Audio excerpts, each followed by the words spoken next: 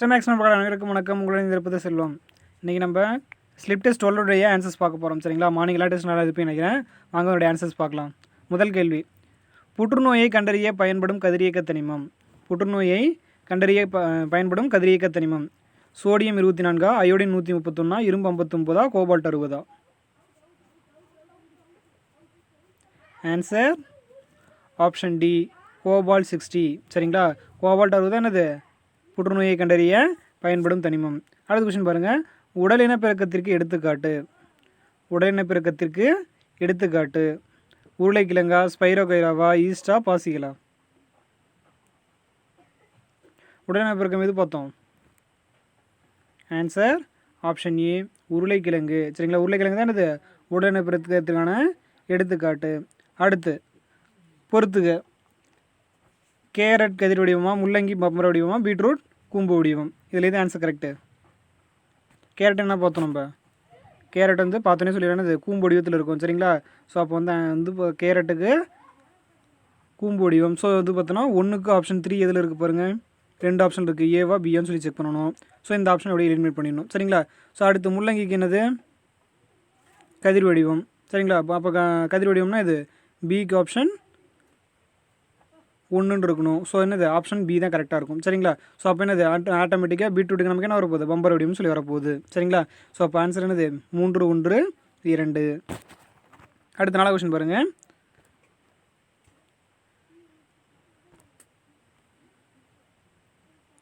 ஆஸ்டோரியா போன்ற சிறப்பான உறுப்பை கொண்ட தாவரம் இது. ஆஸ்டோரியா போன்ற சிறப்பான உறுப்பை கொண்ட தாவரம் இது. வல்லாரையா, கஸ்குட்டாவா, காட்டு ஸ்ட்ராபெரியா, கரும்பா? Answer option B, cuscuta. சரிங்களா? கஸ்குட்டா தான் என்னது? நமக்கு ஆஸ்டோரியாங்கிற உறிஞ்சுறுப்பை பெற்றுக்கொண்ட தாவரம் சொல்லி நம்ம பார்த்துருப்போம். சரிங்களா? அடுத்த 5வது கொஸ்டின் பாருங்கள். ஒளியின் நேர்கோட்டு பண்பினை கண்டறிந்த முதல் அறிஞர். ஒளியின் நேர்கோட்டு பண்பினை கண்டறிந்த முதல் அறிஞர் ஹென்றி கேவண்டிஷா, அல்கசன் ரத்தமா, ஐன்ஸ்டீனா, நியூட்டனா?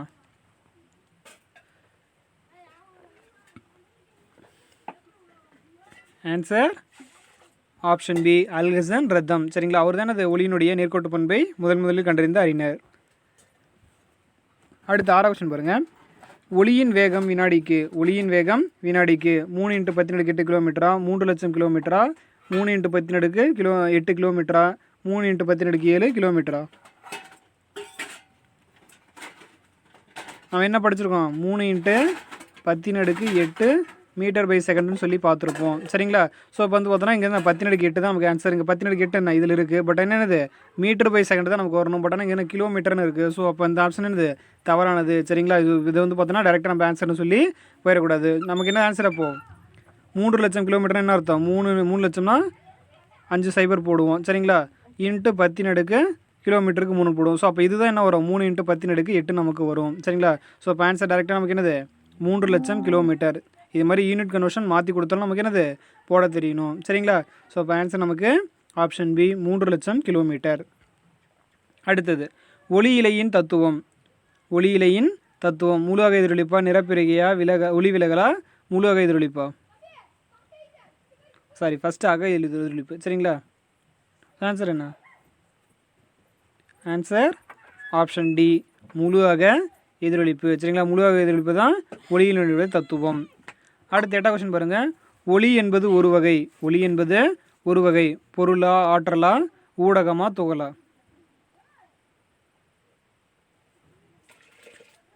ஆன்சர் ஆப்ஷன் பி, ஆற்றல். சரிங்களா? ஒளி என்னது? ஒரு வகையான ஆற்றல் தான். அடுத்தது ஒளியானது எப்பொழுதும் டேஸ் செல்லும், இந்த பண்பு டேஸ் என அழைக்கப்படுகிறது. ஒளியானது எப்பொழுதும் டேஸ் செல்லும், இந்த பண்பு டேஸ் என அழைக்கப்படுகிறது. வளைகோட்டில் எதிரொலிப்பா, நேர்கோட்டில் நிழல்களா, நேர்கோட்டில் எதிரொலிப்பா, வளைந்து பின் நேராக நிழல்களா? ஒளியானது எப்பொழுதும் நேர்கோட்டில் செல்லும், அந்த பண்பு தான் நம்ம என்னன்னு சொல்லுவோம்? நிழல்கள்னு சொல்லி பார்த்துருப்போம். சரிங்களா? ஸோ ஒளி நேர்கோட்டில் செல்கிற பண்பு தான் நமக்கு நிழல்கள்னு சொல்லி நம்ம சொல்கிறோம். அடுத்த கடைசி கேள்வி பாருங்கள். 10வது கேள்வி. இலை உடல் இனப்பெருக்கத்திற்கு எடுத்துக்காட்டு. அதாவது இலை மூலமாக வந்து பார்த்தோம்னா இனப்பெருக்கம் செய்யக்கூடிய தாவரத்திற்கு எடுத்துக்காட்டுன்னு கேட்டிருக்காங்க. ஸ்ட்ராபெரியா, அஸ்பாரகஸா, சர்க்கரை வள்ளிக்கிழங்கா, ரணக்கல்லியா? ஆன்சர் ஆப்ஷன் டி ரணக்கல்லி. சரிங்களா, ரணக்கல்லி தான் நமக்கு சரியான விடை.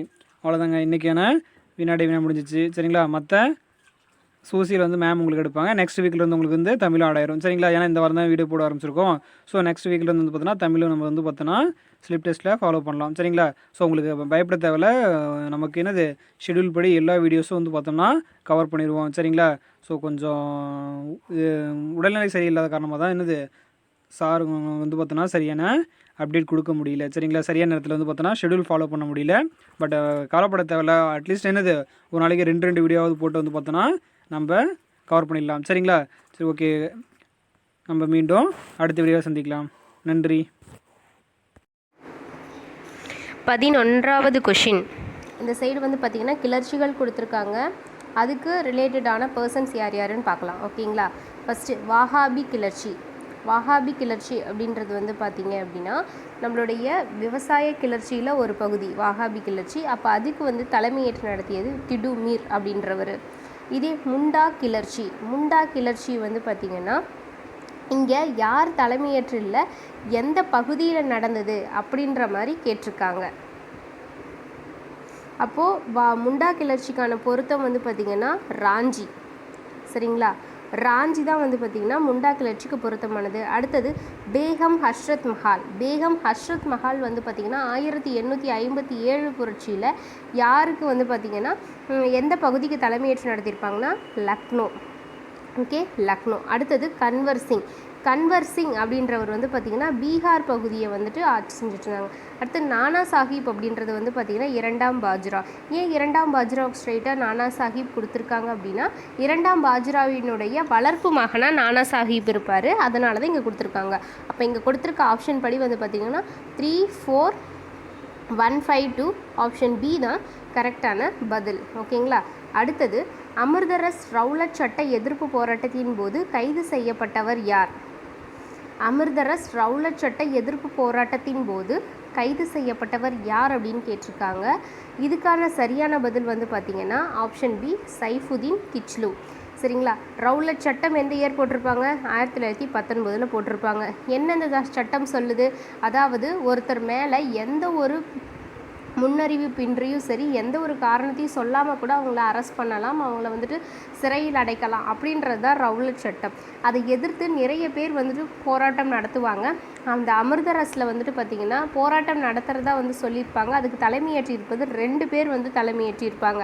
யார் யாருன்னா, ஒருத்தர் வந்து பார்த்திங்கன்னா சைஃபுதீன் கிச்லு, இன்னொருத்தர் வந்து பார்த்திங்கன்னா சத்யபால். 2 பேரும் சேர்ந்து தான் வந்து பார்த்திங்கன்னா தலைமையேற்று இந்த ரவுலட் சட்ட எதிர்ப்பு போராட்டம் நடைபெற்றிருக்கும். இந்த எதிர்ப்பு போராட்டத்தின் போது 2 பேருமே கைது செய்யப்படுவாங்க. யார் யார்? Saifuddin Kitchlu and Satyapal. இங்கே ஆப்ஷனில் சைஃபுதீன் கிச்லு மட்டும் கொடுத்துருக்கனால இங்கே வந்துட்டு சைஃபுதீன் கிச்லு தான் கரெக்டான ஆன்சர். ஓகேவா, அப்போ ராஜ்குமார் சுக்லா யார்? ராஜ்குமார் சுக்லான்றவர் வந்து பார்த்திங்கன்னா காந்தியடிகளினுடைய சம்பரான் சத்தியாகிரகாவை வந்துட்டு சம்பரான் சத்தியாகிரகா நடைபெற்றிருக்கும். எந்த இயர் அப்படின்னா 1917. அதுக்கு காந்தியடிகள் இங்கே வந்து பார்த்தா கொஞ்சம் நல்லாயிருக்கும் அப்படின்றதுக்காக காந்தியடிகளை வந்து கூப்பிட்டவர் யார், வர சொல்லியிருந்திருப்பவர் யார் அப்படின்னா இந்த ராஜ்குமார் சுக்லா அப்படின்ற விவசாயி தான். சரிங்களா, அடுத்தது வந்து பார்த்திங்கன்னா மோதிலால் நேரு. இவர் வந்து ஜவஹர்லால் நேருவினுடைய தந்தை. இவர் வந்து பார்த்திங்கன்னா மாற்றத்தை விரும்புவது அந்த பக்கம் போயிருப்பார். அதனால் சுயராஜ்ய கட்சியையும் தோற்றுவிச்சிருப்பார். இவர் இன்னொருத்தர் வந்து பார்த்திங்கன்னா யாருன்னா சிஆர் தாஸ். இவங்க 2 பேரும் சேர்ந்து, மோதிலால் நேரு சிஆர் தாஸ் 2 பேரும் சேர்ந்து வந்து பார்த்திங்கன்னா சுயராஜ்ய கட்சியை வந்துட்டு தோற்றுவிச்சிருப்பாங்க. எந்த வருடம் அப்படின்னா 1923. 1923 மோதிலால் நேருவும் சிஆர் தாஸுவும் சுயராஜ்ய கட்சியை தோற்றுவித்திருப்பாங்க. ஓகேங்களா, ஓகே, நெக்ஸ்ட் கொஷின். இந்திய தேசிய காங்கிரஸின் எந்த அமர்வில் ஒத்துழையாமை இயக்கத்திற்கு அனுமதி வழங்கப்பட்டது? இந்திய தேசிய காங்கிரஸினுடைய எந்த அமர்வில் ஒத்துழையாமை இயக்கத்திற்கு அனுமதி வழங்கப்பட்டது அப்படின்னு கேட்டிருக்காங்க. இதுக்கான சரியான பதில் option C Calcutta. Option C Calcutta. 1920 தான் வந்து பார்த்திங்கன்னா ஒத்துழையாமை இயக்கம் நடைபெற்றிருக்கும். ஓகேங்களா, எல்லாத்துக்குமே தெரிஞ்சது தான். ஒத்துழையாமை இயக்கம் அப்படின்றது 1920 நடைபெற்றிருக்கும். இது 1920 செப்டம்பர் வந்து பார்த்திங்கன்னா செப்டம்பர் மாதம் நடைபெற்ற சிறப்பு கூட்டத்தில், அது ஒரு சிறப்பு அமர்வு. அதுக்கு தலைமையேற்று நடத்தியவர் யார் அப்படின்னு பார்த்தோம்னா சேலம் சி விஜயராகவாச்சாரி. விஜயராகவாச்சாரி தான், அவர் சேலத்தை சேர்ந்தவர். அவருடைய அமர்வில் தான் இது வந்துட்டு ஓகே நம்ம வந்துட்டு இந்திய தேசிய காங்கிரஸ் ஒத்துழையாமை இயக்கத்திற்கு அனுமதி கொடுத்த மாநாடு எங்கே நடைபெற்றிருக்கும்னா கல்கத்தாவில் ஃபஸ்ட்டு வந்து பார்த்திங்கன்னா பண்ணலான்னு சொல்லியிருப்பாங்க. ஃபைனலாக எப்போ வந்துட்டு பார்த்திங்கன்னா கொடுத்துருப்பாங்கன்னா நாக்பூர் மாநாட்டில் தான் வந்துட்டு சைன் பண்ணியிருப்பாங்க. ஓகேங்களா, விஜயராகவாச்சாரி எந்த இடத்துல வந்து பார்த்திங்கன்னா சைன் பண்ணியிருப்பார், நிறைவேற்றப்பட்டது எங்கன்னா நாக்பூர், இதே வந்துட்டு அனுமதி வழங்கப்பட்டது எங்கன்னா கல்கட்டா. ஓகேவா, இந்த ரெண்டுக்கும் நல்ல டிஃப்ரென்ஸ் பார்த்துக்கோங்க. இங்கே வழங்கப்பட்டதுன்னு தான் கேட்டிருக்காங்க, அப்போ இதுக்கு கல்கத்தா தான் சரியான ஆன்சர். அனுமதி வழங்கியது வந்து பார்த்திங்கன்னா கல்கத்தா. பட் எந்த அமர்வில் வந்துட்டு பார்த்திங்கன்னா அதுக்கான தீர்மானம் நிறைவேற்றப்பட்டது, சைன் பண்ணி ஓகே நான் பண்ணுங்க அப்படின்னு சொல்லி பண்ணது எங்கன்னா நாக்பூரில். இங்கே தான் விஜயராகவாச்சாரி வந்துட்டு தன்னுடைய கையெழுத்திடப்பட்ட தீர்மானத்தை வந்து நிறைவேற்றியிருப்பார். ஓகே, இதில் 2 கொஷின் இருக்குது. ஒத்துழையாமை இயக்கத்திற்கான அனுமதி வந்து எந்த அமர்வில் வழங்கப்பட்டதுன்னா கல்கத்தாவில் நடைபெற்ற ஒரு சிறப்பு கூட்டத்தில் முடிவு செய்யப்பட்டது. இதே நாக்பூரில் நடைபெற்ற அந்த 1920 டிசம்பர் மாதம் நாக்பூரில் நடைபெற்ற அந்த ஐஎன்சியோட தலைமையில் தான் வந்துட்டு விஜயராகவாச்சாரி வந்துட்டு அதுக்கான நிறைவேற்ற பண்ண சைன் பண்ணதை வந்து வெளியிடுவாங்க. ஓகேங்களா. ஓகே, நெக்ஸ்ட் வந்து பார்த்திங்கன்னா விடுதலை நாளாக கீழ்கண்டவற்றுள் எந்த நாள் அறிவிக்கப்பட்டது? விடுதலை நாளாக கீழ்கண்டவற்றுள் எந்த நாள் அறிவிக்கப்பட்டது அப்படின்னு வந்து கேட்டிருக்காங்க. இதுக்கான சரியான பதில் வந்து பார்த்திங்கன்னா ஆப்ஷன் ஏ 1930 ஜனவரி 26. அதாவது ஜவஹர்லால் நேரு வந்துட்டு ஐஎன்சிக்கு வந்ததுக்கு அப்புறமா 1929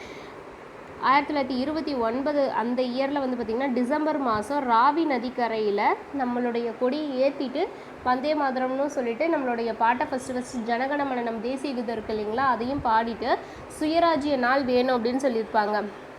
அங்கே அதை அப்படி பண்ணியிருந்தாலும் என்னைக்கு சுயராஜ்ய நாள் விடுதலை நாளாக அவங்களால சுதந்திரம் பெறதுக்கு முன்னாடி ஐஎன்சியால் கொண்டாடப்படுது அப்படின்னா 1930 ஜனவரி 26 தான் விடுதலை நாளாக அறிவிக்கப்பட்டு அவங்க கொண்டாடிட்டு வருவாங்க. ஓகேங்களா. Okay, next question. முதலாவது வழங்கல் சட்டம் எந்த ஆண்டில் இயற்றப்பட்டது? முதலாவது வழங்கல் சட்டம் வந்து பார்த்திங்கன்னா எந்த ஆண்டிலிருந்து நிறைவேற்றப்பட்டு வருகிறது அப்படின்னு கேட்டிருக்காங்க. இதுக்கான சரியான பதில் 1865. Option C. ஃபஸ்ட்டு வழங்கல் சட்டம் வந்துட்டு எப்போ போட்டாங்க அப்படின்னா 1865 போட்டிருப்பாங்க. இதில் தான் வந்து பார்த்திங்கன்னா குச்சி, அதாவது சுள்ளி எடுக்கிறது, கால்நடைகளுக்கு தீவனம், தேன் எடுக்கிறதுக்கோ விதை எடுக்கிறதுக்கோ மருத்துவ மூலிகைகள் எடுக்கிறதுக்கோ போகக்கூடாது அப்படின்னு சொல்லியிருப்பாங்க. திருப்பி 1878 ஒரு தடவை போட்டு இதில் என்ன சொல்லுவாங்க அப்படின்னா இங்கே நன்செய் தரிசு நிலங்கள் வனங்களாக மாக்கப்பட இவங்க பயன்படுத்துவாங்க இல்லையா, அதாவது பழங்குடியின மக்கள் அந்த ஷிஃப்டிங் கல்டிவேஷன்னு சொல்லுவாங்க, அதெல்லாம் பண்ணக்கூடாது அப்படின்னு சொல்லுவாங்க. மொத்தத்தில் ஃபஸ்ட்டு எப்போ போடுவாங்க அப்படின்னா 1865. ஓகேங்களா. Next question. 1933 ஜனவரி 8 எந்த நாளாக அனுசரிக்கப்படுகிறது? 1933 ஜனவரி 8 எந்த நாளாக அழைக்கப்படுகிறதுன்னு கேட்டிருக்காங்க. இதுக்கான சரியான பதில் ஆப்ஷன் ஏ கோவில் நுழைவு நாள். கோவில் நுழைவு நாள். பிஆர் அம்பேத்கர் நிறைய பேர் வந்து பார்த்திங்க அப்படின்னா தங்களுடைய போராட்டங்களின் மத்தியில் நிறைய உண்ணாவிரதங்களை வந்துட்டு மேற்கொண்டிருப்பாங்க. அதில் கோவில் நுழைவு போராட்டம் அப்படின்றது முக்கிய பகுதியாக இருக்கும். அப்போது 1933 ஜனவரி 8 வந்து பார்த்திங்கன்னா கோவில் நுழைவு நாளாக வந்துட்டு அவங்க அனுசரிக்கப்படுவாங்க. ஓகேங்களா. கோவில் நுழைவு நாள் வந்து பார்த்திங்கன்னா 1933 ஜனவரி 8ன்னு நம்ம பண்ணியாச்சு. மீட்பு நாள் அப்படின்றத எதை சொல்கிறாங்க அப்படின்னா ஜின்னா இருக்கார் இல்லைங்களா, முகமது ஜின்னா அவர்கள் வந்துட்டு காங்கிரஸ்லேருந்து எனக்கு பாகிஸ்தான், அதாவது முஸ்லீம்களுக்கு தனியாக ஒரு நாடு வேணும்னு சொல்லிட்டு காங்கிரஸ் கட்சியிலேருந்து பிரிஞ்சு முஸ்லீம் லீக்கோட சேர்ந்துருப்பார். அந்த டைமில் தான் வந்து பார்த்திங்கன்னா மீட்பு நாள் அப்படின்னு சொல்கிறாங்க. வருடம் மட்டும் பார்த்திங்கன்னா 1934. அடுத்தது நேரடி நடவடிக்கை நாள். நேரடி நடவடிக்கை நாள் அப்படின்றது ஆகஸ்ட் 16. நேரடி நடவடிக்கை நாள் வந்து பார்த்திங்கன்னா ஆகஸ்ட் 16 1946 தான் வந்து பார்த்திங்கன்னா நேரடி நடவடிக்கை நாள் அப்படின்னு சொல்கிறோம். சுதந்திர பெருநாள் அப்படின்றது வந்து பார்த்திங்கன்னா நம்ம எல்லாத்துக்கும் தெரிஞ்சது 1947 ஆகஸ்ட் 15. ஆகஸ்ட் 15 1947 சுதந்திர பெருநாள். இந்த கொஷின்ஸ் வந்துட்டு நிறைய டைம் பொறுத்துகையில் கேட்டிருக்காங்க, அதனால் நல்லா பார்த்துக்கோங்க. ஓகேங்களா. நெக்ஸ்ட் கொஷின், காந்தியடிகளின் அரசியல் குரு. இது குழு கிடையாது, குரு. சரிங்களா, குரு. காந்தியடிகளின் அரசியல் குரு யார் அப்படின்னா ஆப்ஷன் பி கோபாலகிருஷ்ண கோகலே. கோகலே தான் வந்துட்டு பார்த்திங்கன்னா காந்தியடிகளினுடைய அரசியல் குருவாக இருப்பாங்க. ஓகே. நெக்ஸ்ட் கொஷின், தனிநபர் சத்தியாகிரகத்தை முதலில் ஆரம்பித்தவர் யார்? தனிநபர் சத்தியாகிரகத்தை முதலில் ஆரம்பித்தவர் யாருன்னு கேட்டிருக்காங்க. இதுக்கான சரியான பதில் ஆப்ஷன் பி வினோபாபாவே. ஆச்சாரிய வினோபாபாவே தான் வந்து பார்த்திங்கன்னா ஃபஸ்ட்டு நம்மளுடைய தனிநபர் சத்தியாகிரகத்தை தோற்றுவிச்சது ஆச்சாரிய வினோபாபாவே. இதே தமிழ்நாட்டில் யார் ஃபஸ்ட்டு வந்துட்டு இண்டிவிஜுவல் சத்தியாகிரகா தனிநபர் சத்தியாகிரகாவில் வந்து பண்ணியிருப்பாங்கன்னா டிஎஸ்எஸ் ராஜன்.